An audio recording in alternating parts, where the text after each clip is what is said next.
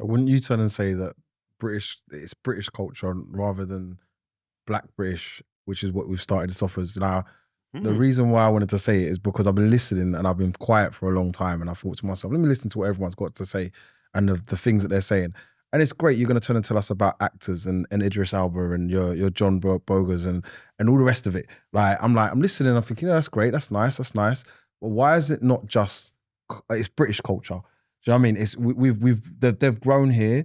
All right. They've taken things, and this is what I did get from the conversations that's being had. They've taken things from the Caribbean or from Africa, and they've made that they're a part of what they're going forward. But within their British society where they live, same thing with the Turkish people, same thing with the Asian people or the Indian people. They've all taken they've done they're taking their culture and they've mixed it in with their British side or the things that are happening within the country.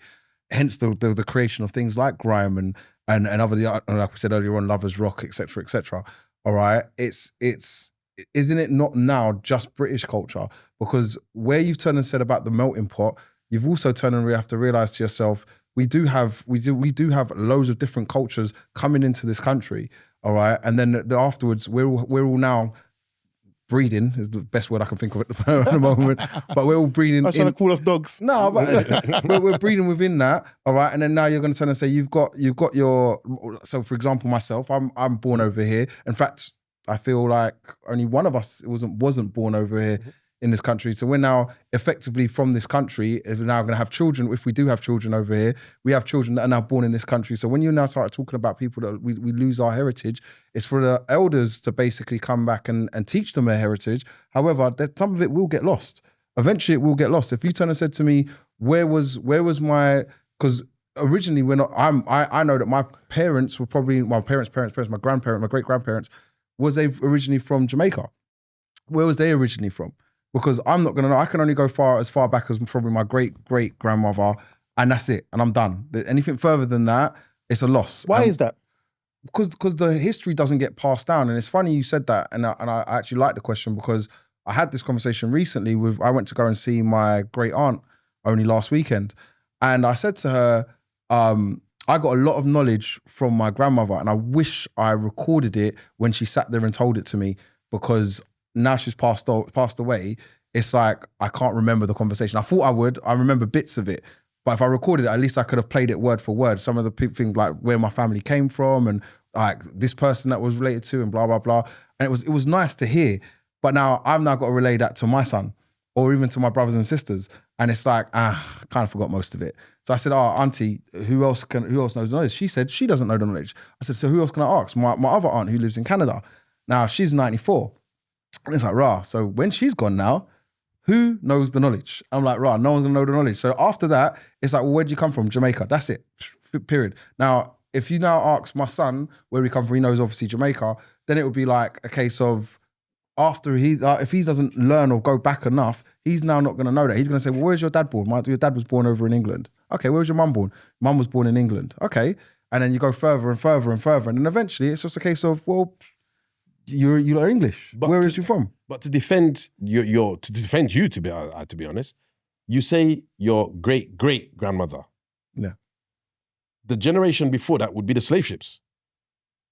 You're saying well, I don't know. In the Caribbean, if two great grandparents is my great grandmother wasn't a part of it. So great. 400 years ago. He said two greats. So the third one would have been. Yeah. Because his grandparents... No way. Hold on. In the Caribbean. 400 years. 1 second. For 3 generations? No, bruv. No, not 3 generations. But that's what great is. Great. No, I'll give you a little bit of skill. My great-grandmother that passed away, she was born... She would have died 2005. So, and she died at 99. So she was born 1906. There you go. So that's the your great grandmother, yeah? That was my great grandmother. That was your great grandmother, and you're talking 2 greats prior to that. So, based on estimates using a typical generation time of 20 to 25 years, the transatlantic slave trade would be considered roughly 14 to 20 generations ago. 14 to 20. See? But what you got to have in mind, that's the actual slave trade. the children of the slaves, when they were over there, and their grandchildren, that's going to be 3, 4, 5 generations after that. Yeah. So I think, to go back further to try and like I think to use the same analogy, on my dad's side, I can trace back the 10 generations because it's documented. So that's the only brilliant. reason why. That's the only reason why I can go back that many generations. That's On my brilliant. mum's side, I think it's about 6 or 7 generations I can go That's back good as because well. it's. But then again, this is because it's documented. There's pictures. There's writings. There's things that people wrote. So there's documentation. But if to defend what Buddy's saying, if you ain't got the documentation, you are going to lose that. And even in the sense of what you're saying for Guyana, you are going to lose that link back home because it's not documented. I bet you, not being disrespectful or whatever, but I bet you, like, for example, your children will then lose that, if you get what I'm saying. Only Because one you person- don't know enough. I only know one person in my family, no, 2, that definitely go to Guyana regularly to have that kind of. and she's my cousin. She's about 4 or 5 years younger than me. And So- that's it. And I hardly talk to her. I talk to her, but obviously not a lot, which is not good. Citrus. So a point was raised about British culture and Black British culture, and I don't agree. Buddy. I was going to say the same thing. If you think about it, right now, and I can only put this as plainly as possible, within British culture, on Sunday, you might have Yorkshire pudding and Sunday roast, you might have a See where you're Yorkshire going. pudding and toad in the hole, and toad in the hole and all of them roast things. beef and If I sat down at anyone's house, any of my friends' house, who are involved Not in Buddy. Black British Black British culture, I would not expect to see those types of dishes that you would associate with British culture.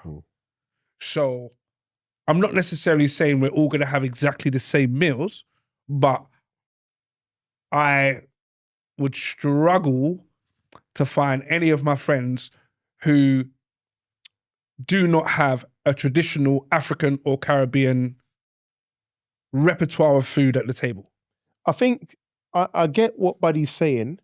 Don't necessarily agree, but I get what you're saying because ultimately, is it not all British culture? But to that, I would say no, because it's a migration. Like if you look at it, It's still only 4%. yeah. Do you know what I mean? It's You not. still have to take that. It's still gonna be. And I get with what you're saying. I'm not gonna go down the rabbit hole or where Buddy was trying to go about being born here because I know where Buddy was trying to go with it. No, I won't. But my, I won't.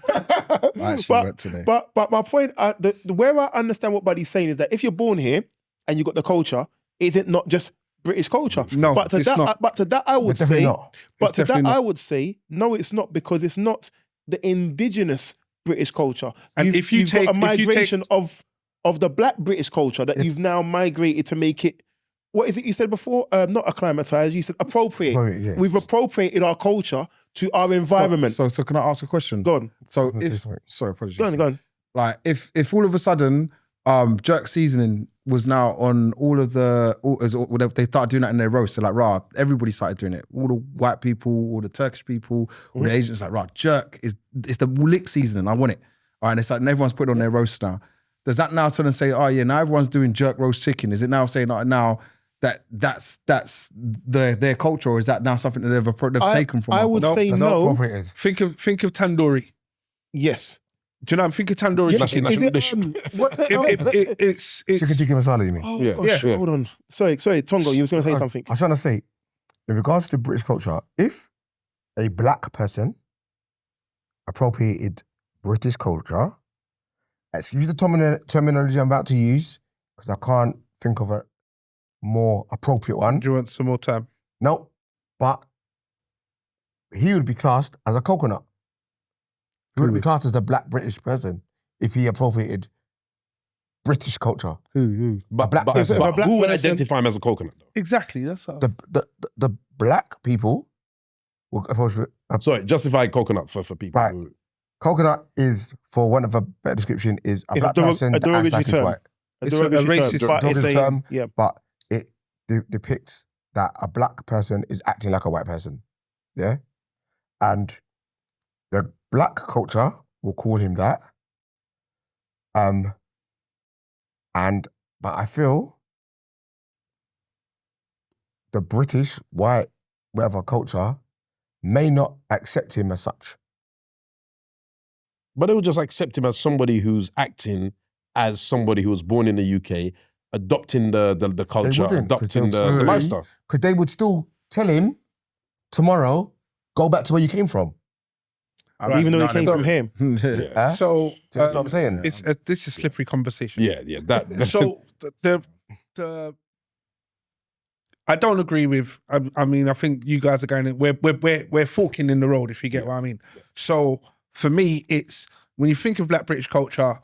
They still make jerk chicken.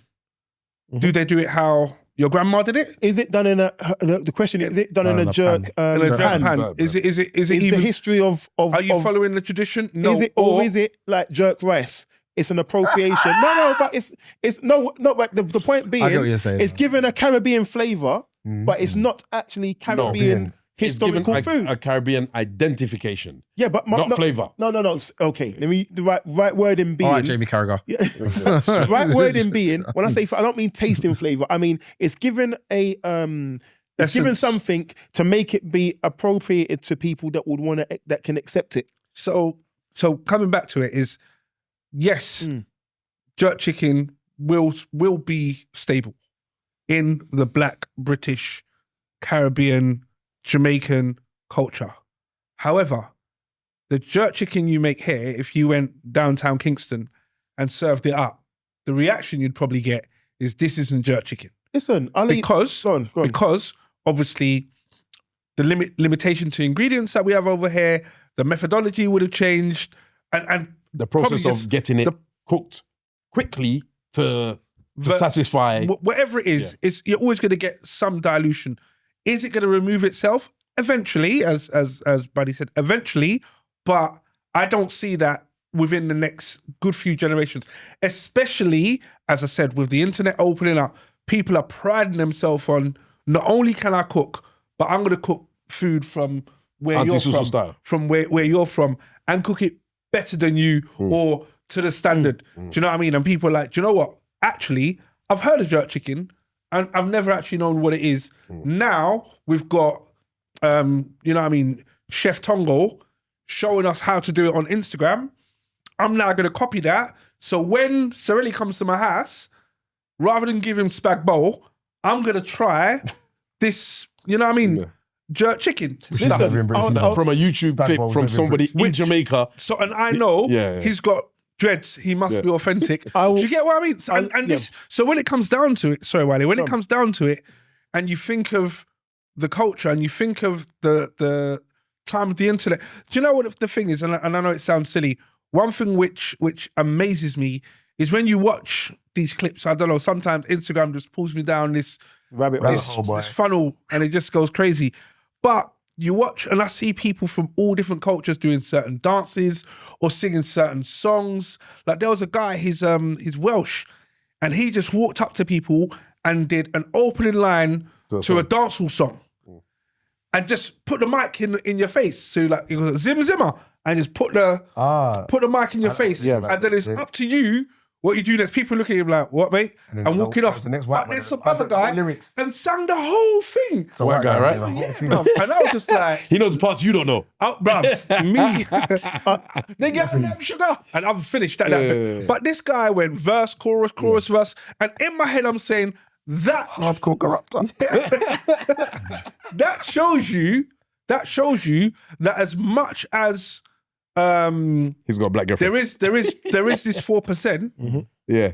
the landscape Yeah. is is much wider than that. And then one other thing which I think highlights that to me is when something, I'm just trying to think of something momentous, happens in our community, you then see it flood and make waves, go viral, make headlines, go national, do you know what I mean? Make it to national press. And that's because of the strength of the Black British culture. However, I hope that within our generation, we can, or our children can, or our children's children can use that space and that power and that energy that's natural to the melanin in our skin and make it profitable for them to be able to thrive and provide for themselves without relying on the giver from the colonizer. And the thing is, we haven't even touched on probably the biggest influence, Carnival. Yeah.